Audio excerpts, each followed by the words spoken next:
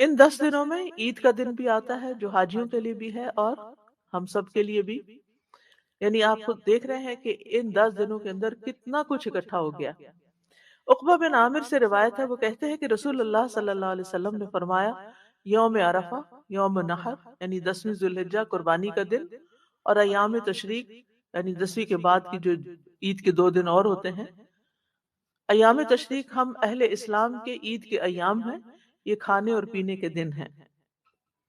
ان 10 دنوں کو غنیمت جاننا چاہیے.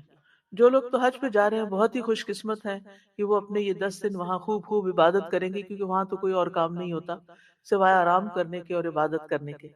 لیکن جو لوگ نہیں بھی جا پا رہے وہ پیچھے رہ کر ان دنوں میں خاص اہتمام کریں، پس ذوالحجہ سے لے کے عید کے دن تک. سلف صالحین ان دنوں میں انتھک عبادت کیا کرتے تھے اور نیکی کے مختلف کاموں میں کوشش کرنے کی شدید رغبت رکھتے تھے. اور اس کے لیے ضروری ہے کہ ہم پہلے سے ہی پلان کر کے رکھیں کہ ہم نے کیا کیا کرنا ہے. مثلا اگر آپ کی زکوٰۃ ڈیو ہے یا آپ نے کوئی خاص صدقہ خیرات کرنا ہے، کوئی خاص کسی جگہ پر اپنا یعنی اپنا حصہ ڈالنا ہے، تو وہ ان 10 دنوں کے اندر اگر آپ کریں گے تو اس کا اجر و ثواب باقی سارا سال کرنے سے کہیں زیادہ بہتر ہوگا. سعید بن جبیر کے بارے میں آتا ہے کہ جب یہ 10 دن شروع ہو جاتے تو اپنی طاقت سے بڑھ کر سخت محنت کرتے اور ان 10 دنوں کی عبادت کی بہت ترغیب دیتے اور کہتے، ان 10 دنوں کی راتوں کو اپنے لیے دیے نہ بجھایا کرو، یعنی راتوں کو بھی جاگتے رہا کرو، شب بیداریاں کیا کرو، قرآن پڑھا کرو، عبادت کیا کرو. ابو عثمان نہدی کہتے تھے، نیک لوگ صحابہ کرام و سلف صالحین 3 قسم کے دنوں کی تعظیم کرتے: رمضان کے آخری 10 دن، ذوالحجہ کے پہلے 10 دن، اور محرم کے پہلے 10 دن.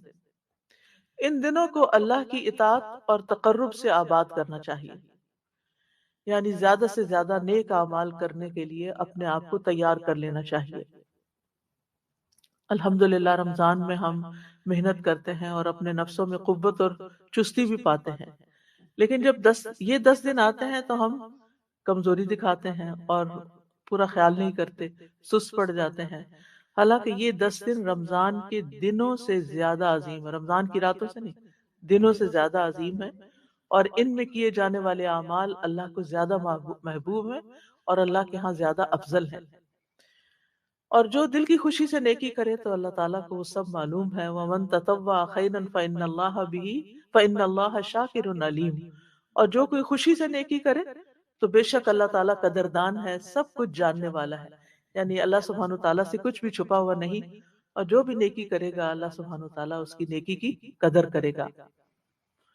لہٰذا ہر طرح کا فرض، واجب، مستحب کام، کوئی بھی نیکی کا چھوٹا یا بڑا کام جو ہے وہ کرنا چاہیے، کیونکہ ان کا اجر کئی گنا زیادہ بڑھ جاتا ہے اور گناہوں کی معافی کا ذریعہ بھی ہیں یہ دن. اور یہ اللہ تعالیٰ کی بہت بڑی نعمت ہے کہ اس نے ہمیں نہ صرف یہ کہ دن دیے بلکہ ان کی تعلیم بھی دی. اب کرنے کے کام کیا ہے؟ ان 10 دنوں میں ہم نے کیا کرنا ہے؟ نیکی کے جو بھی کام کرنے ہیں سب سے پہلے اپنی نیت کو اللہ کے لیے خالص کر لیں کہ ہم نے جو کچھ بھی کرنا ہے وہ اللہ کے لیے کرنا ہے، کسی پر کوئی بھی احسان نہیں. اور جو شخص سچے دل سے یہ نیت کرے گا اللہ اس کو سچا کر دے گا. اب اخلاص کا کیا مطلب ہے؟ اخلاص کا مطلب یہ ہوتا ہے کہ اپنے اعمال کے ذریعے اللہ کی رضا اور آخرت کے اجر کو حاصل کرنے کا ارادہ کرنا. یعنی ہم عمل کیوں کریں؟ تاکہ ہمیں اللہ کی رضا حاصل ہو اور آخرت میں اس عمل کا اجر ملے. قرآن مجید میں آتا ہے وَمَنْ أَرَادَ الْآخِرَةَ وَسَعَى لَهَا سَعْيَهَا وَهُوَ مُؤْمِنٌ فَأُولَئِكَ كَانَ سَعْيُهُمْ مَشْكُورًا. جو آخرت کو چاہتا ہو اور اس کے لیے ضروری کوشش کرے جیسے کہ کرنی چاہیے، جبکہ وہ مومن بھی ہو، تو یہی لوگ ہیں جن کی کوشش قابل قدر ہے. یعنی آخرت کے ارادے سے اگر آپ نیک کام کریں گے تو آپ کی کوششوں کی قدر کی جائے گی، اور اگر دنیا کے فائدے حاصل کرنے کے لیے یا دکھاوے کے لیے کچھ کریں گے تو پھر دنیا میں تھوڑا بہت مل جائے گا مگر آخرت کے لیے کچھ نہیں ہوگا. اخلاص نیت کی اہمیت یہ ہے کہ اللہ تعالیٰ نے عبادت کو اخلاص کے ساتھ ہی قبول کیا ہے۔ اللہ تعالیٰ صرف خالص عمل ہی قبول کرتا ہے۔ قرآن مجید میں آتا ہے وَمَا أُمِرُوا إِلَّا لِيَعْبُدُوا اللَّهَ مُخْلِصِينَ لَهُ الدِّينَ، حالانکہ وہ یہی حکم دیے گئے تھے کہ دین کو اللہ کے لیے خالص کرتے ہوئے یکسو ہو کر اس کی عبادت کریں۔ اور حدیث میں آتا ہے رسول اللہ صلی اللہ علیہ وسلم نے فرمایا اللہ تعالیٰ صرف وہ عمل قبول کرتا ہے جو خالص اس کے لیے کیا جائے، یعنی کوئی اور بیچ میں شامل نہ ہو، اور صرف اس کی رضامندی مقصود ہو، یعنی مقصد کیا ہو کہ اللہ مجھ سے راضی ہو جائے۔ اللہ سبحانہ وتعالی ہم سے احسن عمل چاہتا ہے، جیسے کہ قرآن مجید میں آتا ہے ایکم احسن عملا، اللہ تعالیٰ تمہیں آزما رہا ہے زندگی موت دے کے کہ وہ دیکھے کہ تم میں سے احسن عمل کون کرتا ہے۔ تو احسن عمل جو ہے وہ اکثر نہیں ہے، یعنی زیادہ مراد نہیں ہے اس سے، جتنا بھی آپ کر سکے لیکن اس کی کوالٹی بہت اچھی ہو، ظاہر اور باطن دونوں ہی اس کا اچھا ہو، ظاہر میں سنت کے مطابق ہو اور باطن میں نیت اللہ کی رضا ہو۔ جیسے نبی صلی اللہ علیہ وسلم رات کی نماز میں صرف 8 رکعتیں پڑھتے تھے، لیکن حضرت عائشہ ان کے بارے میں فرماتی ہیں لا تسأل عن حسنہن وطولہن، ان 8 رکعتوں میں جو حسن اور طوالت ہوتی تھی وہ مت پوچھو۔ ہمیں یہ ہوتا ہے کہ ہماری تعداد زیادہ ہو جائے، لیکن اس میں رکوع سجدے اور سکون سے اللہ کی عبادت کرنا وہ نہیں ہوتا۔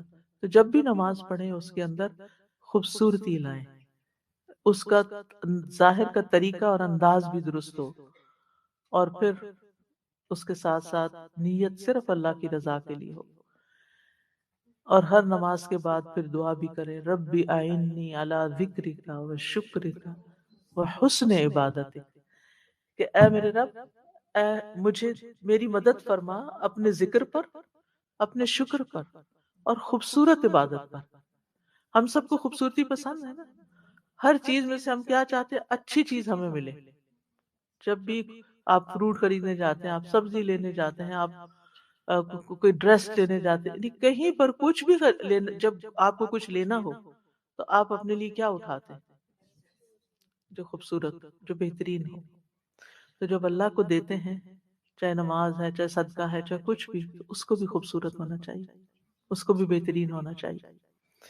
اخلاص کیسے پیدا ہو سکتا ہے؟ نمبر 1، ہر نیکی آخری نیکی سمجھ کے کریں۔ اس عشرے کو سمجھے کہ بس یہ شاید میری زندگی کا آخری عشرہ ہو جو مجھے ملے، ہو سکتا ہے اگلے سال مجھے یہ عشرہ نہ ملے، تو پھر مجھے یہ عشرہ خوب اچھی طرح اللہ کی خاطر عبادت میں گزارنا ہے، کیونکہ ہمیں قرآن مجید میں بھی سبق یہی ملتا ہے وَلَا تَمُوتُنَّ إِلَّا وَأَنْتُمْ مُسْلِمُونَ، تمہیں موت نہ آئے مگر اس حال میں کہ تم مسلمان ہو، فرما بردار ہو، یعنی اللہ ہی کے لیے کام کر رہے ہو۔ صبح ہو تو شام کا انتظار نہ کرو، شام ہو تو صبح کا انتظار نہ کرو۔ پھر اخلاص کے لیے دوسرا طریقہ جو آپ نے کرنا ہے انشاءاللہ، تنہائی کی عبادت، یعنی لوگوں سے چھپ کے نیکیاں کرنا، تنہائی میں رونا۔ بعض اوقات کوئی رو رہا ہوتا تو ہمیں بھی رونا آ جاتا ہے، وہ رونا نہیں جو اخلاص والا ہے، تنہائی میں رونا، تنہائی میں دل سے آہیں بھرنا، تڑپنا، جیسے ہم دنیا کی چیزوں کے لیے تڑپتے ہیں ایسے ہی اپنی دعاؤں میں تڑپیں، اپنے فرائض بھی تنہائی میں ادا کریں، اپنی خلوت کی عبادت کو جلوت سے بہتر بنائیں، یعنی جو اکیلے میں نماز ہے یا عبادت یا کوئی بھی کام، وہ اس سے بھی زیادہ اچھا کریں جو سب کے سامنے کر رہے تھے۔ اخلاص کے لیے تیسرا طریقہ، نیکیوں کو اللہ کا حکم سمجھ کے کریں، عادتاً نہیں۔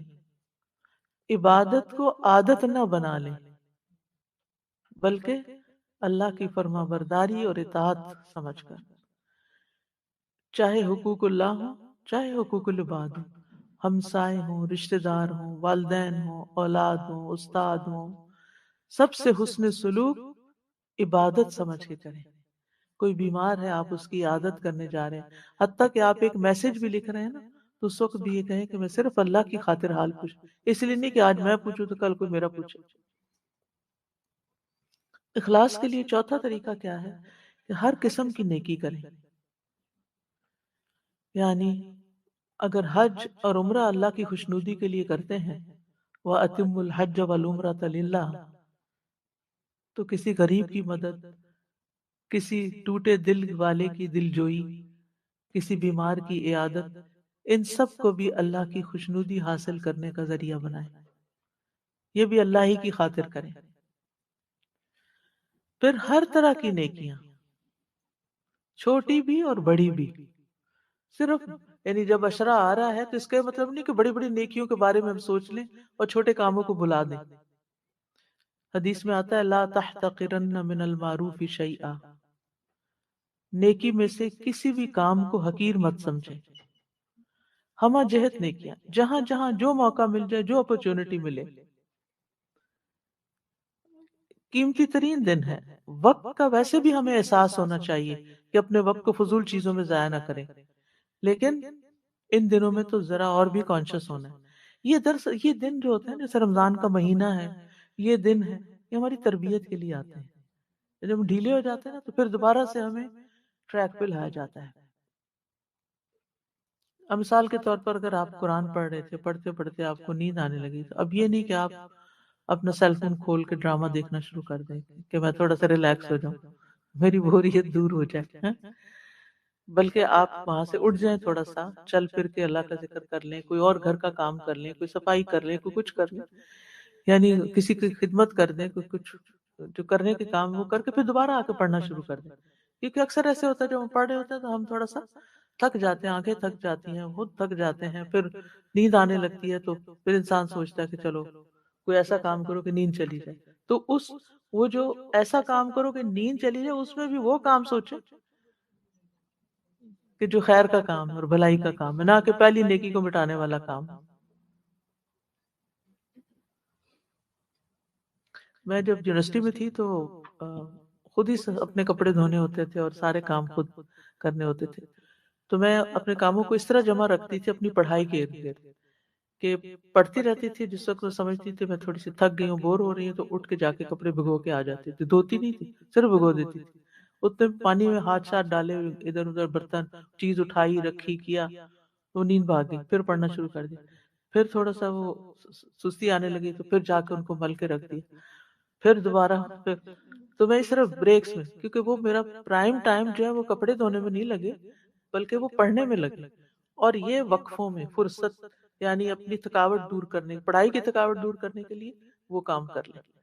تو اسی طرح نہانا دھونا بھی اور باقی صفائی، کمرے کی صفائی اور باقی چیزوں کی، وہ بھی میں ایسے وقت میں کرتی تھی جب تھک جاتی تھی۔ جب اسی طرح جب آپ کو پتہ بیک ہوم بعض اوقات ہاتھوں سے کپڑے دھونے پڑتے ہیں اور فلی آٹومیٹک مشینیں نہیں ہوتی، تو اس میں ویک میں صرف ایک دن رات کو سونے سے پہلے دھوتی تھی، تاکہ میں تھکوں تو سو جاؤں، اچھی سی نیند سو جاؤں، صبح صبح نہیں دھونے، کیونکہ تھک کے تو سارا دن اور کوئی کام نہ ہو۔ تو اس طرح اپنے اوقات کو منظم کو، آپ یہ دیکھیں کہ آپ کی پرائرٹی کیا ہے، کون سا کام آپ کی زندگی میں زیادہ عام ہے، اس کو سب سے زیادہ ٹاپ پر رکھے، پہلے وہ کر لیں۔ ہم کیا کرتے ہیں، اچھا سارے کام کر کے پھر آرام سے نماز پڑھیں گے، وہ پھر آرام ہی ہو جاتا ہے، پھر نماز میں سونے لگ جاتے ہیں، پھر دو لفظ ہی پڑھ کے سو جاتے ہیں۔ اللہ ہی کی دی ہوئی ہر چیز۔ اخلاص کا پانچواں طریقہ، اپنی عبادت پر مطمئن نہ ہو، یعنی جو کر لیا اس کو کافی نہ سمجھیں، ان لوگوں سے اپنے آپ کو کمپیئر نہ کریں جو کچھ نہیں کر رہے۔ ہو سکتا ہے آپ کے ہسبینڈ گھر میں بیٹھ کے کچھ اور بھی کر رہے ہوں، اور آپ نیوز دیکھتے جائیں وہی بار بار ریپیٹڈلی تبصرے ادھر ادھر، اب آپ دیکھ دیکھ کے کڑ رہے ہیں، اور آپ ایک دفعہ آتے ہیں کہتے ہیں بند کریں اس کو، عشرہ ذوالحجہ ہے۔ تو ٹھیک ہے، آپ ان کو پیمفلٹ لے جائیں گھر، ان کو پڑھنے کے لیے دے جائیں، پھر دے دیں، وہ آپ سے زیادہ سمجھدار ہیں، ان کی اپنی چوائس ہے، اگر وہ کر لیں تو بہت اچھا ہے، لیکن اگر نہیں تو اپنا ٹیمپرمنٹ خراب نہیں کریں، اور اپنی زبان سے کوئی ایسا لفظ نہیں نکالیں، یا اپنا ایٹیٹیوڈ ایسا نہیں دکھائیں کہ جس کی وجہ سے گھر میں بدمزگی ہو۔ آپ اپنی عبادت میں لگ جائیں اور اس پر مطمئن نہ ہو آپ، ایسے لوگوں سے اپنے آپ کو کمپیئر کریں جو ہم سے آگے ہوں۔ اہل جنت بھی، جنت میں جانے والے بھی دنیا میں گزرے ہوئے ان اوقات پر حسرت کریں گے جو دنیا میں انہوں نے اللہ کے ذکر کے بغیر گزار دی۔ اوہ، یعنی جب انہیں یاد آئے گا نا کہ فلاں وقت بھی تھا میرے پاس، تو چپ کر کے گاڑی چلا رہی تھی، اپنا منہ ہلا لیتی ساتھ اور ذکر کرتی جاتی، یا کوئی تلاوت سن لیتی، یا کوئی اور اچھی بات کر دیتی، یا کسی کی مدد کر دیتی۔ تو جنت میں بھی پہنچ کے ان کو حسرت ہوگی کہ ہم یہ اچھا کام کر لیتے تو آج اس سے بھی اوپر کے درجوں میں ہوتے، لیکن وہاں رہ کے تو نہیں بڑھیں گے، وہ تو دنیا میں ہی بڑھا سکتے ہیں۔ والذین یؤتون ما آتوا وقلوبهم وجلة انہم الی ربہم راجعون، اور جو لوگ دیتے ہیں جو کچھ بھی وہ صدقہ دیتے ہیں جبکہ ان کے دل لرزتے ہیں اس بات سے کہ بے شک وہ اپنے رب کی طرف لوٹنے والے ہیں۔ پھر سچی توبہ کرنا، کیوں؟ یعنی کرنے والے کاموں میں پہلے تو اپنی نیت خالص کر لی، ٹھیک ہے اللہ کے لیے کرنا سب، اب کوئی بھی نیک کام شروع کرنے سے پہلے توبہ کرنی ہے، اس لیے کہ گناہ نیکیوں میں رکاوٹ بن جاتے ہیں۔ گناہوں کی وجہ سے نیکی کے کاموں میں سستی آ جاتی، ہم اچھے بھلے نیکی کے کام کوئی مستقل کر رہے ہوتے ہیں، سال ہر سال کرتے ہیں، پھر کوئی ایسا گناہ کرتے ہیں کہ جس کی وجہ سے انہی نیکیوں کی توفیق چھن جاتی ہے۔ لوگ کہتے ہیں نا ہمیں استقامت نہیں ہوتی، پتہ نہیں میرے سے یہ کام کیوں چھوٹ گیا ہے، میں یہ اچھا بھلا کام کرتی تھی اب مجھ سے رہ گیا ہے۔ ضرور سوچیں کہ کوئی غلط کام تو نہیں کیا، کوئی حرام کام تو نہیں کیا، کسی ایسے لغو اور لہو میں تو مشغول نہیں ہوگے کہ جس کی وجہ سے دل سخت ہو گیا اور اب نیکی کی مجلسوں میں دل ہی نہیں لگتا۔ تو اس لیے سابقہ گناہوں پر یا جو موجودہ کر رہے ہیں، چاہے وقت ضائع کرنا ہے، چاہے فضول چیزیں دیکھنا ہے، یا غیر ضروری کاموں میں مصروف ہونا ہے جو کہ ہماری آخرت میں کوئی فائدہ نہیں دینے والے، تو ان پر توبہ کریں، اللہ سے معافی مانگیں اور واپس پلٹیں۔ یعنی سابقہ گناہوں پر ندامت، پھر جو کر رہے ہیں ان کو چھوڑنا اور آئندہ نہ کرنے کا پکا عہد کرنا۔ اور ویسے بھی اللہ تعالی ہم سب کو ہی حکم دیتے ہیں وَتُوبُوا إِلَى اللَّهِ جَمِيعًا أَيُّهَا الْمُؤْمِنُونَ لَعَلَّكُمْ تُفْلِحُونَ، تم سب اللہ کے حضور توبہ کرو اے ایمان والو تاکہ تم فلاح پا سکو، یعنی کامیاب ہونے کے لیے توبہ استغفار ضروری ہے۔ وَسَارِعُوا إِلَى مَغْفِرَةٍ مِّن رَّبِّكُمْ وَجَنَّةٍ أَرْضُهَا السَّمَاوَاتُ وَالْأَرْضُ أُعِدَّتْ لِلْمُتَّقِينَ، اور ایک دوسرے سے بڑھ کر اپنے رب کی طرف بخشش کی طرف دوڑو، اور اس جنت کی طرف دوڑو جس کی چوڑائی آسمانوں اور زمین کے برابر ہے، ڈرنے والوں کے لیے تیار کی گئی ہے۔ حدیث میں آتا ہے ہر انسان خطا کار ہے اور بہترین خطا کار وہ ہیں جو توبہ کرنے والے ہیں۔ علامہ ابن قیم کہتے ہیں توبہ کی منزل سب سے پہلی، درمیانی اور سب سے آخری منزل ہے، بس بندہ اس سے علیحدہ نہیں ہو سکتا، اس کو اپنی موت تک اسی میں قائم رہنا چاہیے۔ اگر وہ کسی اور منزل کی طرف کوچ کرتا ہے تو وہ توبہ کی منزل سمیت کوچ کرے گا اور اسی کے ساتھ پڑاؤ کرے گا۔ تو یہ توبہ بندے کا آغاز اور اس کی انتہا ہے۔ توبہ کی بندے کو آخری عمر تک، آخری دن تک ضرورت رہتی ہے، جیسے ابتدا میں ضرورت ہے ویسے ہی آخر میں بھی۔ یعنی ہر بندہ خطا کار ہے نا، تو جوان ہو تب بھی توبہ کرے۔ وہ کہتے ہیں نا در جوانی توبہ کردن شیوہ پیغمبریس، فارسی کا ایک جملہ ہے جس کا مطلب ہے جوانی میں توبہ کر لینا پیغمبروں کا شیوہ ہے، یعنی پیغمبروں کے ٹریٹس میں سے ہے۔ تو جب بھی انسان کو احساس ہو کہ یا دل بھاری ہو یا بوجھل ہو یا نیکی کرنے کو دل نہ چاہتا ہو یا نیکی کرنے کا موقع ہاتھ سے جا رہا ہو، تو پھر توبہ استغفار شروع کرے کہ یا اللہ تو میرے لیے رستہ کھول دے اور جو رکاوٹیں ہیں میری دور کر دے۔ حافظ ابن رجب کہتے ہیں جو شخص توبہ کے بغیر صبح یا شام کرتا ہے وہ خطرے میں ہے، کیونکہ ڈر ہے کہ اگر وہ توبہ کے بغیر اللہ سے ملاقات کرے گا تو اس کو ظالموں کے گروہ میں کھڑا کیا جائے گا۔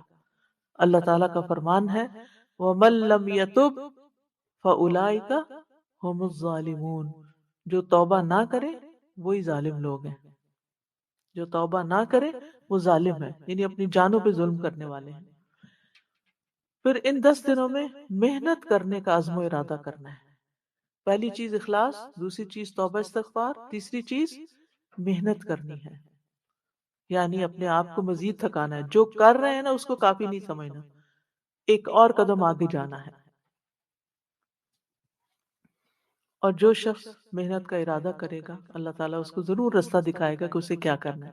والذین جاہدوا فینا لنہدینہم سبلنا، اور جو لوگ ہماری راہ میں جد و جہد کرتے ہیں ہم یقیناً انہیں اپنی راہیں دکھا دیتے ہیں، یعنی نیکیوں کے رستے ان پر کھول دیتے ہیں۔ اور دنیا میں نیکیوں میں جلدی کرنے والے جنت کی طرف بھی جلدی پہنچیں گے، جنت میں بھی سبقت کریں گے، کیونکہ اللہ تعالیٰ فرماتے ہیں ان الذین هم من خشیۃ ربهم مشفقون والذین هم بآیات ربهم یؤمنون والذین هم بربهم لا یشرکون والذین یؤتون ما آتوا وقلوبهم وجلة انهم الی ربهم راجعون اولئک یسارعون فی الخیرات وهم لها سابقون۔ بے شک وہ لوگ جو اپنے رب کے خوف سے ڈرنے والے ہیں، وہ جو اپنے رب کی آیات پر ایمان رکھتے ہیں اور جو اپنے رب کے ساتھ شریک نہیں کرتے، اور وہ کہ انہوں نے جو کچھ دیا اس حال میں دیا کہ ان کے دل ڈرنے والے ہوتے ہیں، اور یہ کہ یقیناً وہ اپنے رب ہی کی طرف لوٹنے والے ہیں۔ یہ لوگ ہیں جو نیک کاموں میں جلدی کرتے ہیں اور یہی ان کی طرف آگے نکلنے والے، یعنی جن کے دلوں میں خشیت ہوتی ہے، نیکی کر کے بھی ڈرتے ہیں، وہ پھر نیکیوں میں آگے جاتے ہیں۔ جو نیکی کر کے مطمئن ہو جاتے ہیں نا، ہاں اتنا کچھ کر لیا ہم نے، اتنا پڑھ لیا، اتنا دے دیا، اتنا سب کچھ، اب آرام کرو، نہیں، وہ پھر آرام میں کام ڈھونڈ لیتے ہیں۔ تو نیکیوں میں آگے بڑھنے والے ہی مقربون میں ہوں گے۔ والسابقون السابقون اولئک المقربون فی جنات النعیم ثلۃ من الاولین وقلیل من الاخرین۔ اور جو پہل کرنے والے ہیں وہی آگے بڑھنے والے ہیں۔ دوبارہ سن لیجیے، جو پہل کرنے والے ہیں وہی آگے بڑھنے والے ہیں۔ کیونکہ ہم سوچتے ہیں اور تو کوئی کر نہیں رہا، کوئی بھی اور نہیں، گھر میں کوئی اور کچھ نہیں کر رہا، ایک اکیلی میں ہی تھک رہی ہوں، نہیں کوئی بات نہیں، جو پہل کر رہے ہیں ہو سکتا ہے آپ کو دے کے پھر وہ بھی کریں، تو جو پہل کرنے والے ہیں وہی آگے بڑھنے والے ہیں۔ یہی لوگ مقرب ہیں جو نعمتوں والے باغوں میں ہوں گے، پھر تو آرام ہی آرام ہے، وہاں تو کوئی کام نہیں۔ پہلوں میں سے بہت سے ہوں گے اور پچھلوں میں کم، ہم پچھلوں میں سے ہیں، اور پچھلوں میں سے بہت کم ہوں گے جو اپنے آپ کو نیکیوں میں پھر تک آئیں گے۔ اور یاد رکھیے کہ نیکیوں کا شوق اسی وقت ہوگا جب اللہ سے محبت ہوگی۔ جس سے محبت ہوتی ہے نا، اس کے لیے کوئی بھی کام کرنا مشکل نہیں ہوتا، اور انسان دل کی خوشی سے کرتا ہے اور بھاگ بھاگ کے کرتا ہے۔ تو محبت سے مراد اللہ کی محبت، اللہ کے رسول صلی اللہ علیہ وسلم کی محبت، اور جن کے اندر یہ دو محبتیں ہوں وہ ایمان کی حلاوت پا لیتا ہے۔ اور اسی طرح اللہ کی خاطر محبت، یعنی محبت جو ہے نا وہ زندگی میں مٹھاس پیدا کر دیتی، جس تعلق میں بھی محبت ہوتی ہے وہ تعلق آپ کو خوشی دیتا ہے۔ اور ہم عام طور پر نفرتیں پال لیتے ہیں، اس نے میرے ساتھ یہ کیا، اس نے وہ کیا، یعنی ہر ایک سے کوئی نہ کوئی شکایت دل میں رکھ کے اپنے آپ کو جلاتے رہتے ہیں۔ اس سے باہر نکلنا چاہیے، کیونکہ یہ بہت سی بیماریوں کا سبب ہے۔ ہمیں محبتیں بانٹنی چاہیے، اللہ کی محبت سے شروع کر کے اللہ سے محبت، رسول صلی اللہ علیہ وسلم سے محبت، صحابہ کرام سے محبت، صحابیات سے محبت، نیک لوگوں سے محبت، اور پھر اپنے والدین سے محبت، اپنے بہن بھائیوں سے محبت، اور پھر اللہ کی خاطر اپنے دینی دوستوں سے محبت، ہم؟ اولاد سے، پھر آپ دیکھیے کہ نہ صرف یہ کہ انسانوں سے بلکہ چیزوں سے بھی محبت، مثلا اپنی گاڑی سے محبت، مجھے اپنی گاڑی بہت اچھی لگتی، کیوں؟ کیونکہ میں نیکی کے کام اس کے ذریعے کرتی ہوں۔ اگر گاڑی نہ ہو تو آپ یہاں کیسے پہنچتے ہیں؟ کتنے ہی لوگ ہیں جو تڑپتے ہیں کہ پہنچے لیکن ان کے پاس کوئی ذریعہ نہیں ہے۔ تو تمام محبتوں میں اخلاص ہو، صرف اللہ کے لیے ہو۔ گھر سے محبت کس لیے؟ کہ گھر میرے لیے سکون کی جگہ ہے جس کی وجہ سے میں کچھ کرنے کے قابل ہوتی ہوں، میری عبادت کے لیے پرسکون جگہ ہے۔ اولاد سے محبت کہ اولاد اللہ کی فرما بردار ہے۔ شاگردوں سے محبت کہ یہ میرے لیے صدقہ جاریہ ہے، یہ میرا باغ ہے۔ صحابہ سے محبت کہ وہ اللہ کے رسول صلی اللہ علیہ وسلم سے محبت کرتے تھے، اس لیے ان سے محبت۔ تو ہر محبت کی وجہ بھی جانیں کہ کسی بھی چیز سے آپ محبت کیوں کرتے ہیں۔ ہر وہ محبت جو آپ کو اللہ کی محبت کے قریب کرے وہ پسندیدہ محبت ہے، اور ہر وہ محبت جو آپ کو اللہ کی محبت سے دور کرے اور نیکی کے کاموں سے دور کرے وہ ناپسندیدہ محبت ہے، اس سے گلو خلاصی کرنی چاہیے۔ پھر کرنے کے کاموں میں اس عشرے میں کیا کرنا ہے؟ نمازوں کی حفاظت کرنی، پانچوں نمازوں کو ان کے وقت پہ ادا کرنا، کیونکہ یہ افضل ترین عمل ہے۔ رسول اللہ صلی اللہ علیہ وسلم سے سوال کیا گیا کون سا عمل سب سے افضل ہے؟ آپ نے فرمایا نماز اول وقت میں ادا کرنا۔ تو اس بات کا خیال رکھنا ہے کہ کثرت سے وہی عمل ہو جس کو ہمارا رب پسند کرتا ہے۔ پھر خشوع و خضوع کے ساتھ نماز ادا کرنا، دن میں 12 رکعت سنت مؤکدہ ادا کرنا، کیونکہ ایسے شخص کے لیے جنت میں گھر بنایا جائے گا۔ پھر نوافل کی کثرت، رسول اللہ صلی اللہ علیہ وسلم کے آزاد کردہ غلام صوبان تھے نا، تو انہوں نے نبی صلی اللہ علیہ وسلم سے ریکویسٹ کی کہ رسول اللہ صلی اللہ علیہ وسلم سے پوچھا کہ آپ مجھے ایسے عمل کی خبر دیں جس سے میں اللہ تعالیٰ مجھے جنت میں داخل کر دے، پسندیدہ عمل کے بارے میں بتائیں۔ تو وہ خاموش رہے، پھر پوچھا، پھر خاموش رہے، پھر تیسری بار پوچھا تو انہوں نے تو رسول اللہ صلی اللہ علیہ وسلم نے ان سے فرمایا سجدوں کی کثرت کر دو۔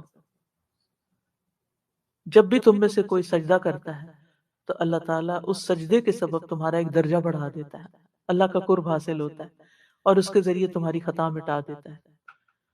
فرض نمازوں کے بعد افضل نماز تہجد کی نماز ہے۔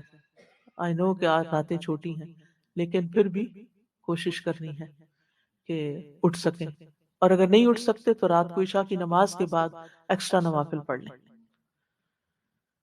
پھر اسی طرح تہجد میں طویل قرات، یعنی وہ نفل ایسے نہ پڑھیں جن میں صرف قل واللہ پڑھیں، بلکہ آپ نے اگر کچھ حصہ حفظ کیا ہوا ہے تو وہ حفظ کیا ہوا حصہ ان میں پڑھیں، اگر نہیں حفظ کیا ہوا تو دیکھ کے پڑھ لیں۔ پھر اشراق یا چاشت کے نوافل 2 رکعت، یہ جو دن کے ابتدائی حصے میں ہوتی ہے، یہ سارے جسم کے ایک ایک جوڑ کا کفارہ ہوتا ہے، یعنی اس کا صدقہ ہوتا ہے، اور 4 رکعتیں اگر انسان پڑھ لے تو اللہ تعالیٰ کی طرف سے دن بھر کی کفایت کا وعدہ ہے۔ پھر مردوں کے لیے جماعت کے ساتھ نماز ادا کرنا۔ ایک اور کام جس کو ہم کثرت سے کر سکتے ہیں وہ اللہ کا ذکر ہے، اٹھتے بیٹھتے کام کاج کرتے چلتے پھرتے ڈرائیو کرتے چھوٹے چھوٹے وقفوں میں، کیونکہ وَيَذْكُرُ اسْمَ اللَّهِ فِي أَيَّامٍ مَّعْلُومَاتٍ، ان ایام میں اللہ کے ذکر کی کثرت۔ نبی صلی اللہ علیہ وسلم نے فرمایا کوئی دن اللہ کے ہاں ان 10 دنوں سے زیادہ عظمت والا نہیں، اور نہ ہی کسی دن کا عمل اللہ تعالیٰ کو ان 10 دنوں کے عمل سے زیادہ محبوب ہے۔ بس تم ان 10 دنوں میں کثرت سے لا الہ الا اللہ، اللہ اکبر اور الحمدللہ کو، یعنی کون سا ذکر زیادہ کرنا؟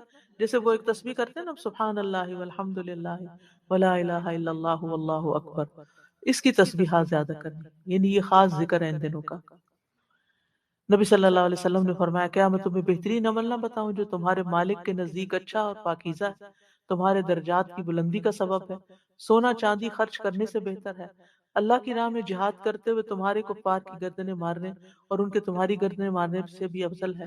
صحابہ نے عرض کیا کیوں نہیں؟ فرمایا اللہ کا ذکر، اور اس میں تو کچھ مشکل نہیں، یعنی کسی بھی کام میں آپ کی ہمت طاقت لگتی ہے، ذکر کرنے میں تو کچھ بھی مشکل نہیں لگتی، لیکن بس ہمیں عادت نہیں ہوتی نا، ہم غور کریں کہ چپ کر کے بیٹھے، کیا مشکل ہے، زبان ہلاتے رہے ساتھ ساتھ۔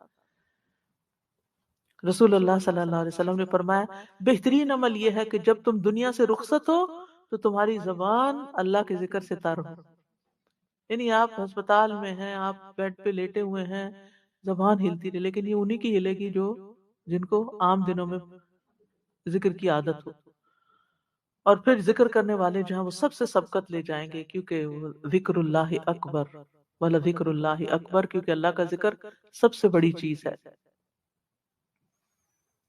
تو اور ویسے بھی جب آپ اللہ کا ذکر کرتے ہیں، اللہ کو یاد کرتے ہیں، تو اللہ تعالیٰ آپ کو یاد کرتے ہیں، اور پھر ذکر کرتے ہوئے آپ کوئی برا کام نہیں کر سکتے، کوئی حرام کام نہیں کر سکتے، وہ برائی اور بے حیائی سے آپ کو روکتا ہے۔ لہٰذا ان دنوں میں کرنے کے کام کیا ہیں کہ کثرت سے تسبیحات، تکبیرات، اللہ کی حمد بیان کرنا، صبح و شام کے اذکار، استغفار کی کثرت، درود شریف پڑھنا، مقبول اوقات میں دعائیں کرنا، خصوصاً عرفہ کے دن نئی دعائیں اور اذکار زبانی یاد کرنا، پھر کثرت سے تکبیرات پڑھنا، یعنی اللہ اکبر کی کثرت، اور اگر آپ کو بھول جاتا ہے نا تو آپ جیسے یوٹیوب پر بہت اچھی اچھی تکبیرات ہیں، کوئی بھی کھول کے موبائل کے اوپر لگا چھوڑیں تو اس سے یہ کہ گھر والوں کو بھی یاد آ جائیں گی کہ تکبیرات پڑھنا ہے، ایک دفعہ تو دن میں ضرور یہ عمل کریں کہ تکبیرات لگائیں. یعنی ذوالحجہ کے 10 دنوں میں ذکر کی تمام قسموں میں سے خاص ترین ذکر جو ہے وہ تکبیر کہنا ہے، اللہ اکبر، اللہ سب سے بڑا ہے. کیونکہ تکبیر کہنا عظمت والے رب کا ذکر کرنا ہے. تکبیر عظیم عبادت ہے. اللہ نے اپنے بندوں کو اس ذکر کی دعوت دی اور رغبت دلائی ہے. قرآن مجید میں آتا ہے وَرَبَّكَ فَكَبِّرْ، اپنے رب ہی کی پس بڑائی بیان کرو. وَكَبِّرْهُ تکبیرا، اور اس کی بڑائی بیان کرو، خوب بڑائی بیان کرنا. تکبیر کہنا کیا ہے؟ جیسے حضرت علی رضی اللہ عنہ نے اس کی وضاحت کی ہے کہ اللہ شان میں بہت بڑا ہے، وہ سلطنت اور اقتدار میں عظیم ہے، وہ سب سے بڑا ہے، وہ ذات جس کے سامنے ہر چیز حقیر ہے، ہر چیز اس کے سامنے چھوٹی ہے. یعنی جب آپ اللہ اکبر کہہ دیتے ہیں تو پھر وہ ہر چیز سے بڑا اس کو کہہ دیا، بڑا مان لیا. وہ آپ کی مصروفیات، آپ کے کام، آپ کے مال، آپ کی زندگی، آپ کے ازواج، آپ کی اولاد، آپ کے والدین اور آپ کی ہر چیز سے بڑا ہے، ہر کام سے بڑا ہے، ہر چیز سے بڑا ہے. تو عشر ذوالحجہ میں آپ نے جو چیز سیکھنے کا لیسن ہے وہ کیا کہ آپ کے دل میں اللہ کی بڑائی بیٹھ جائے، سال بھر کے لیے بلکہ زندگی بھر کے لیے، کہ اللہ ہی سب سے بڑا ہے. یعنی اور ویسے بھی ہم سب کو ضرورت ہے اس بات کو جاننے کی کہ اللہ سب سے بڑا ہے. کیونکہ جب ہم اللہ کو بڑا مان لیں گے نا تو بہت سے مسائل خود ہی حل ہو جائیں گے، کیونکہ وہ ہماری پریشانیوں سے بڑا ہے، ہمارے خوف اور ڈر سے بڑا ہے، گناہوں سے بڑا ہے، ہمارے نیک اعمال سے بڑا ہے، ہماری رغبتوں اور خواہشوں سے بڑا ہے. جن سے ہمیں خوف ہے یا جو ہمارے دشمن ہیں یا جو ہمارے حاسد ہیں ان سب سے بڑا ہے، ہمارے خلاف چالیں چلنے والوں سے بڑا ہے، سب سے بڑا ہے وہ. لہٰذا اسی کی طرف رجوع کرنا ہے. اور پھر یہ کہ جن لوگوں سے ہمیں امید ہوتی ہے ہمیں کوئی فائدہ پہنچائیں گے یا ان سے ہماری کچھ مصلحتیں ہوتی ہیں، ان سے بھی بڑا ہے. جب ہم اللہ کو بڑا مان لیتے ہیں نا تو پھر ہم مایوسی نہیں آتی ہمارے نزدیک. اور جب کسی انسان کے رویے سے شکایت ہوتی ہے تو ہم کہتے ہیں انسان ہے نا، کمزور ہے، اس لیے اس سے تو یہی ایکسپیکٹڈ تھا. اللہ سب سے بڑا ہے نا، اللہ ہر عیب سے پاک ہے. اور پھر یہ کہ جب اللہ کو بڑا مان کے آپ کسی کام کا ارادہ کریں گے تو اللہ کی مدد بھی آئے گی، اور وہ چیز جو آپ چاہتے ہیں آپ کی طرف خود دوڑتی ہوئی آئے گی. اور پھر اللہ بڑا ہے نا، وہ آپ کو لوگوں پہ ڈیپینڈنٹ نہیں کرے گا، آپ کو کسی کا محتاج نہیں کرے گا. تو اللہ کی بڑائی بیان کر رہے ہیں. اور حدیث میں آتا ہے مسند احمد کی واللہ اکبر تملا ما بین السماء والارض، اللہ اکبر کہنا زمین اور آسمان کے درمیان ساری فضا کو بھر دیتا ہے، آسمان کے دروازے کھل جاتے ہیں. ایک شخص نبی صلی اللہ علیہ وسلم کے ساتھ صحابہ نماز پڑھے تھے تو ابن عمر کہتے ہیں کہ جماعت میں سے ایک آدمی نے کہا اللہ اکبر کبیرہ والحمد للہ کثیرہ وسبحان اللہ بکرۃ واصیلا. تو نماز کے بعد آپ نے پوچھا کہ یہ کلمات کس نے کہے، کون ہے یہ؟ تو ایک شخص نے کہا کہ اللہ کے رسول صلی اللہ علیہ وسلم میں ہوں. آپ نے فرمایا مجھے تعجب ہوا کہ اس کے لیے آسمان کے دروازے کھولے گئے، یعنی اس نے ایک کلمہ پڑھا تو آسمان کے دروازے کھولے گئے. ابن عمر کہتے ہیں کہ اس کے بعد میں نے ان کلمات کو کبھی چھوڑا ہی نہیں، ہر نماز میں پڑھی. تو جب آپ سبحانک اللہ پڑھتے ہیں نا ساتھ یہ بھی پڑھ لیا کریں. صحابہ اور تابعین بھی ان ایام میں کثرت سے تکبیرات پڑھتے. حضرت ابن عمر اور ابو ہریرہ ان 10 دنوں میں بازار کی طرف نکل جاتے، دونوں تکبیرات پڑھتے، لوگ ان کی تکبیر سن کر تکبیر کہتے. اور محمد بن علی نفل نمازوں کے بعد بھی تکبیر کہتے تھے، یعنی نفل پڑھے پھر ویسے بھی ہم سلام پھیر کے اللہ اکبر تو کہتے ہیں لیکن پھر زیادہ ریپیٹ کر سکتے ہیں. پھر یہ ہے کہ خواتین بھی تکبیرات پڑھتی تھی. عمر رضی اللہ عنہ منا میں اپنے خیمے کے اندر تکبیر کہتے تو مسجد میں موجود لوگ سنتے وہ تکبیر کہتے، ان کو سن کے بازار والے سنتے وہ تکبیر کہتے. سارا منا اس زمانے میں بغیر لاؤڈ سپیکر کے تکبیرات سے گونج اٹھتا تھا. آج آپ دیکھتے ہیں حاجی جاتے ہیں کوئی تکبیرات نہیں پڑھ رہا ہوتا اور کوئی کچھ نہیں کر رہا ہوتا. اور اس میں آپ دیکھیے کہ یہ آپ نے دیکھا ہوگا پیمفلٹ، اس میں یہ تکبیرات لکھی ہوئی ہیں، اس کو اس طرح ڈیزائن کیا گیا تھا کہ اندر کرنے کے کاموں کا ریمائنڈر ہے اور سامنے اس کے فضیلت کی حدیثیں ہیں اور اینڈ میں اللہ اکبر کی تکبیرات ہیں. آپ اپنے گھر میں یہاں پن لگا کے دیوار پہ لگا چھوڑیے تاکہ آتے جاتے آپ کو نظر آئے اور آپ تکبیرات پڑھیں. اور زیادہ سے زیادہ یہ پیمفلٹ لے کے یہاں سے لوگوں کو بانٹیں تاکہ لوگوں کو پتہ چلے کہ یہ عشرہ کتنا اہم ہے، اس میں کرنے کے کام کیا ہیں، اور سب سے افضل ذکر کون سا ہے ان دنوں میں کرنے کا. اس کے علاوہ بھی آپ دیکھیں کہ کچھ مزید کارڈز بھی ہیں، اور جو لوگ حج پہ جا رہے ہیں ان کو دینے کے لیے یہ خوبصورت تحفہ ہے. اور انشاءاللہ اور جو نہیں بھی جا رہے ان کو بھی دے سکتے ہیں تاکہ پڑھ کے ان کو بھی شوق آ جائے. اور پھر آپ دیکھیے کہ گھر میں بھی آپ جیسے بلند آواز سے خوبصورت انداز میں اللہ اکبر کبیرہ والحمد للہ کثیرہ پڑھتے رہیں تاکہ دوسروں کو بھی یاد آ جائے. اور تکبیرات کے مسنون الفاظ مختلف طرح کے ہیں، لیکن اگر باقی نہیں بھی آتے تو جو ہم کلاس میں پلے کرتے ہیں یہ تو سبھی کو آتے ہیں، یہ تو آپ پڑھ ہی سکتے ہیں. اللہ اکبر لا الہ الا اللہ واللہ اکبر اللہ اکبر وللہ الحمد. پھر یہ کہ ان دنوں میں خوب خوب دعائیں مانگنی ہیں. جب جب کوئی نیکی کرے 7 دعا مانگے، اور قبولیت کے اوقات میں رات کے آخری پہر میں دعاؤں اور استغفار کا اہتمام. پھر دوسروں کے لیے بھی دعائیں، زندوں کے لیے بھی اور مردوں کے لیے بھی، اپنے تمام رشتہ داروں کے لیے. اور ہمارے پاس اپنے خاندان کا شجرہ نسب ہے کہ اوپر سے نا، تو میں جب اس کو کبھی کبھی دیکھتی ہوں، اس کو میں دیکھتی ہوں تو کہتا ہے یہ سارے فوت ہو گئے ہیں، ان کو تو پتہ ہی نہیں کہ ہم کون ہیں، لیکن ہمیں پتہ ہے یہ کون ہے. تو ان سب کو دعائیں چاہیے ہوں گی نا، کیونکہ وہ فوت ہو گئے، ان کی اولاد پھر ان سا سارے فوت ہو گئے، ابھی ہم زندہ ہیں اپنی باری میں، تو ہم ان سب کے لیے دعا کریں. تو اپنے تمام آبا و اجداد کے لیے جو اوپر تک ہے سب کے لیے دعائیں، سب مومنوں کے لیے. لیکن ہوتا ہی ہے نا، جب آپ بچوں کو الگ خاص کرتے ہیں، دوستوں کو خاص کرتے ہیں، اپنے پیرنٹس کو خاص کرتے ہیں، رشتہ داروں کو خاص کرتے ہیں، تو اس دعا میں ایک اور ہی لطف پھر آ جاتا ہے. اپنے استادوں کے لیے، اپنے شاگردوں کے لیے، سب مسلمانوں کے لیے. جی انشاءاللہ قرآن کی تلاوت کثرت سے کریں، یعنی ان 10 دنوں میں اللہ سے تجارت کریں. اور ہر حرف پہ 10 نیکیاں ہیں. اور نفلی اعمال میں سب سے افضل عمل ہے تلاوت قرآن کی کثرت. غموں کا علاج ہے، سکون کا ذریعہ ہے. اور اگر ہو سکے تو ان 10 دنوں میں ایک پورا قرآن ختم کر لیں، اگر ممکن ہو تو. پیچھے لگ جائے تو انسان پر اٹھتے بیٹھتے کر ہی لیتا ہے. پھر یہ ہے کہ اپنے فارغ اوقات میں تلاوت ضرور سنیں مختلف قراء کی.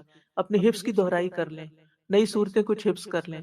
قرآن مجید کا ترجمہ و تفسیر پڑھیں، کلاسز اٹینڈ کریں، معنی پر غور و فکر کریں، دوسروں تک قرآن کا پیغام پہنچائیں. اپنے گھروں میں کلاسز کریں، اپنے نیبرز کو 2-3 لوگ مل کے قرآن کلاس شروع کر لیں. خود پڑھا سکتے ہیں تو ترجمہ پڑھائیں، تو یاد کریں، حفظ کروائیں. تجوید آتی ہے تو وہ سکھائیں. اور اگر نہیں تو ساتھ ہی کوئی آڈیو کیسٹ لگا کے جیسے فہم القرآن کی پورے قرآن کا ترجمہ گزار لیں. تو گھر گھر کو قرآن مرکز ہونا چاہیے، کیونکہ بعض اوقات اگر آپ نکل نہیں سکتے تو پھر ہوتا کیا ہے کہ قرآن سے تعلق ختم. اور اتنی بڑی فضیلت ہے کہ وَمَجْتَمَعَ قَوْمٌ فِي بَيْتٍ مِّن بُيُوتِ اللَّهِ يَتْلُونَ كِتَابَ اللَّهِ وَيَتَدَارَسُونَهُ بَيْنَهُمْ إِلَّا وَنَزَلَتْ عَلَيْهِمُ الرَّحْمَةُ. کہ جب بھی اللہ کے گھروں میں سے کسی گھر میں لوگ جمع ہوتے ہیں اور اللہ کی کتاب پڑھتے اور پڑھاتے ہیں تو ان پر رحمت نازل ہوتی ہے، فرشتے ان کو ڈھانپ لیتے ہیں اور سکینت ان پہ چھا جاتی ہے. تو حفتہم الملائکہ. تو ضروری ہے کہ ہم اس طرف بھی توجہ کریں کہ اجتماعی عبادت کریں سب کے ساتھ میں، کچھ انڈیویجولز ہوں گی اور کچھ جمع. پھر صدقے کی کثرت عام دنوں سے زیادہ. اگر زکوٰۃ دینی ہے تو وہ ان دنوں میں حساب کر کے دے دیں. اور نفلی صدقات بھی، کیونکہ صدقہ بری موت سے بچاتا ہے، گناہوں کو گرا دیتا ہے، رب کے غضب کو بجھا دیتا ہے، برکت کا ذریعہ بنتا ہے، مال میں اور رزق میں اضافے کا ذریعہ بنتا ہے. اور ان دنوں میں کیا جانے والا صدقہ باقی دنوں سے زیادہ فضیلت والا ہوتا ہے. لہٰذا ہر روز کچھ نہ کچھ صدقہ کرنا ہے، چاہے کیش میں چاہے کائنڈ میں. ایک کھجور کا بھی صدقہ آپ کریں گے تو بہت بڑا اجر ہوگا. پھر 700 گنا اجر ملتا ہے جس نے اللہ کے راستے میں کوئی چیز خرچ کی. اور اللہ کے راستے سے مراد جو ہے کہ جیسے دین کی تعلیم میں آپ خرچ کرتے ہیں، چاہے قرآن کی تعلیم میں اسٹوڈنٹس کو اسپانسر کرنا ہے یا ٹیچرز کو اسپانسر کرنا ہے یا اس جگہ کے لیے آپ کو کچھ کرنا ہے، تو فی سبیل اللہ خرچ کرنے میں $1 آپ خرچ کرتے ہیں تو 700 اور اس سے بھی زیادہ بن جاتا ہے. پھر اپنے اہل و عیال پر بھی خرچ کرنا ہے، ان کو اگر عید آ رہی ہے ساتھ ہی تو تحفے تحائف کوئی دینا ہو، رشتہ داروں پہ خرچ کرنا، یتیموں اور مسکینوں پہ خرچ کرنا، اپنے رشتہ داروں میں اور دور پار لوگوں میں آپ دیکھیں.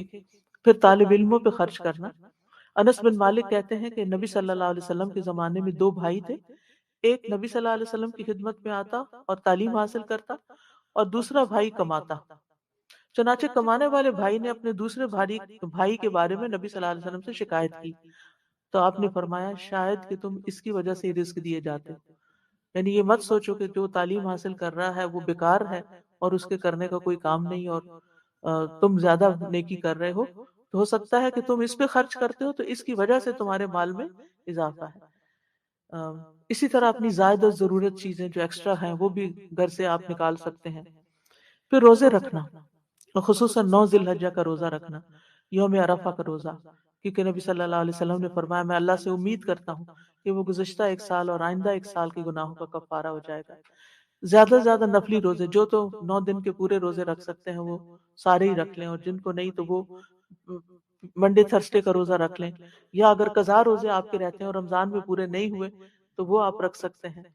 پھر صلہ رحمی کرنا، والدین کو یاد کرنا، ان کی طرف اگر زندہ نہیں تو ان کی طرف سے کچھ صدقہ کرنا، پھر خدمت خلق کے کام کرنا، اور پھر صلہ رحمی میں رشتہ داروں کا حال چال پوچھنا، جو بیمار ہیں ان کا خیال کرنا، ان کی یا تو وزٹ کرنا یا فون کرنا یا ان کی ضروریات پوچھنا یا ان کی ضروریات پوری کرنا، کیونکہ صلہ رحمی جو ہے یہ جنت میں لے جانے والا عمل ہے۔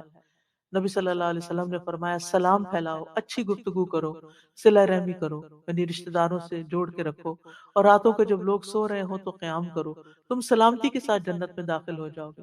پھر پڑوسیوں کی خبرگیری کرنا، ضرورت مندوں کی مدد کرنا، سلام کو عام کرنا، دین کی تعلیم اور تبلیغ کے کاموں میں حصہ لینا، اور اجتماعی بھلائی کے کاموں میں والنٹیئر کرنا۔ پھر کچھ نہ کرنے کے کام ہیں اور ان میں گناہ اور نافرمانیوں سے بچنا، یعنی ہر وہ، یعنی اگر آپ کو کوئی عادت پڑی ہوئی ہے کوئی لغو یا فضول کام کرنے کی، یا کسی حرام میں کسی طرح سے آپ مبتلا ہو گئے ہیں، تو ان سب چیزوں سے توبہ کر کے ان کو چھوڑ دیں۔ فلا تظلموا فیہن انفسکم۔ پھر نبی صلی اللہ علیہ وسلم کی سنتوں کو زندہ کرنا، اطاعت والے کام کرنا، اپنی زبان کی حفاظت خاص طور پر کرنا، اور نبی صلی اللہ علیہ وسلم نے فرمایا خوشخبری ہے اس کے لیے جس نے اپنی زبان پہ قابو پا لیا اور اس کے گھر نے اسے کشادگی دی، یعنی گھر میں رہنا اس کو اچھا لگا اور وہ اپنے گناہ پر رویا۔ پھر اپنے اوقات کو ضائع ہونے سے بچانا، زیادہ سونا نہیں، لہو اور لغو میں نہیں پڑنا، سوشل میڈیا پہ بہت زیادہ وقت ضائع نہیں کرنا، کیونکہ قرآن مجید میں آتا ہے قد افلح المؤمنون الذین هم فی صلاتهم خاشعون والذین هم عن اللغو معرضون۔ یقیناً کامیاب ہو گئے وہ مومن جو اپنی نماز میں عاجزی کرنے والے ہیں، وہی جو لغو کاموں سے منہ موڑنے والے ہیں۔ ومن حسن اسلام المرء ترکہ ما لا یعنی، لا یعنی فضول بیکار چیزوں کو اپنی زندگی سے نکالنا ہے۔ اور خاص طور پر یہ ہے کہ قربانی ضرور کرنی ہے اگر توفیق ہے، استطاعت ہے، کیونکہ یہ ان دنوں کا عظیم ترین عمل ہے۔ اور نبی صلی اللہ علیہ وسلم نے حج کے موقع پر کتنی قربانیاں کی تھی؟ 100 100 اونٹ، بکریاں بھی نہیں، 100 اونٹ تھے۔ قربانی کا لفظ جو ہے نا یہ قرب سے ہے، کہ اس سے اللہ کا قرب حاصل ہوتا ہے۔ لوگ پوچھتے ہیں ہمارے پاس ہم زکوٰۃ نہیں دیتے، کیا ہم قربانی کر لیں؟ ہمارے پاس قرضہ ہے، کیا اور قربانی کر لیں؟ یہ باتیں نہیں پوچھنے کی۔ آپ یہ دیکھیں کہ آپ کے اندر اگر حیثیت ہے ایک جانور قربان کرنے کی، حصہ ڈالنے کی، تو بس ڈال دیں، کیونکہ آپ نے اللہ کا قرب حاصل کرنا ہے اور غریبوں تک گوشت پہنچانا ہے۔ اور صحابہ جو تھے وہ اس کا بہت اہتمام کیا کرتے تھے۔ نبی صلی اللہ علیہ وسلم نے فرمایا تمہارا قربانی کرنا یہ تمہارے لیے تمہارے رب کے پاس ذخیرہ کر دی جاتی۔ اور پھر عید کے دن کی سنتوں پر عمل کرنا، عید کی نماز کا اہتمام کرنا، عید کی نماز کہیں نہ کہیں ضرور پڑھیں، عزیز و اقارب سے ملاقات کریں، اور قربانی کا گوشت خود بھی کھانا اور دوسروں کو بھی کھلانا، اور پھر دکھاوے نہیں کرنا، یعنی یہ نہیں کہ قربانی کا گوشت بٹ رہا ہے اس کی تصویریں پوسٹ کر رہے ہیں، پھر پکا لیا تو اس کی تصویریں پوسٹ کر رہے ہیں، جی جانور کی تصویریں پوسٹ کر رہے ہیں۔ ان چیزوں سے بچنا ہے، یہ پسندیدہ نہیں ہے۔ پھر ذوالحجہ کا چاند جب نظر آ جائے گا تو چاند دیکھنے کی کوشش کرنی ہے، پھر دعا بھی پڑھنی ہے، اور چاند نظر آتے ہی تکبیرات شروع کر دینی ہے، ٹھیک ہے؟ اور بال اور ناخن اس سے پہلے ہی کاٹ کے رکھ لینے ہیں اگر آپ کا قربانی کا ارادہ ہے۔ قربانی کرنے والے کے لیے پابندی ہے کیونکہ نبی صلی اللہ علیہ وسلم نے فرمایا جب ذی الحجہ کا عشرہ شروع ہو جائے اور تم میں سے کسی کا قربانی کرنے کا ارادہ ہو تو اپنے بالوں اور جلد میں سے کچھ نہ لے. اسی طرح جو اسکن وغیرہ ہوتی اس کو بھی نہیں کھرچنا اور اپنے یعنی حفاظت کرنی ہے. اور جو قربانی کا استطاعت نہ رکھتا ہو تو وہ اس دن اپنے یعنی عید والے دن اپنے ناخن اور بال وغیرہ تراشے تو وہ بھی انشاءاللہ قربانی کا اجر پائے گا. تو